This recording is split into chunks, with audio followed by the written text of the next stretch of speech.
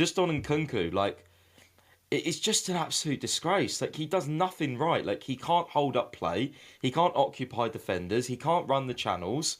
You know, like, he's just, it's like playing with 10 men. I just don't understand how he can play any more games for Chelsea Football Club. I really can't. I think his body language and his attitude is horrendous. I mean, even players were having a go at him, right? Sanchez, Enzo Fernandez. There was a situation where, yeah, Enzo didn't play the greatest of passes, but it was still like Jackson would have got there. Jackson would have anticipated that pass and got there, right? A little bit more effort, a little bit more desire to get there and you know, just keep the ball ticking. And it's just like, I don't necessarily care if you play number 9 and don't score, right? Okay, because you're not a number 9. We haven't got a first choice striker.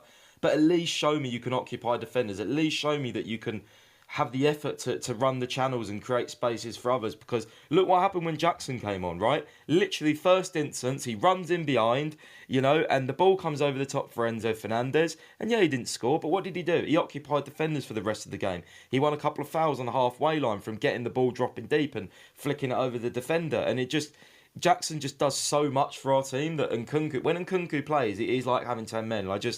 I don't want to see him play again for Chelsea. Since the Palmer and Jackson injuries, in particular the Jackson one, Nkunku has started pretty much every game until the Spurs game.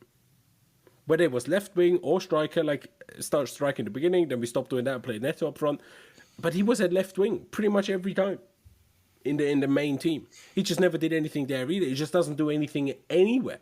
It's a genuine disgrace. I saw a tweet, right, that was like, is Nkunku, or I'm not sure whether they asked the question or made the statement, but essentially, is Nkunku a worse signing than Timo Werner, or a worse player for Chelsea than Timo Werner? And I'm like, not only is he worse, he is much worse. And now think about how I specifically, if people remember, spoke and thought about Timo Werner. And I still think Nkunku is so far worse. Like, I've frankly never seen anything quite like it.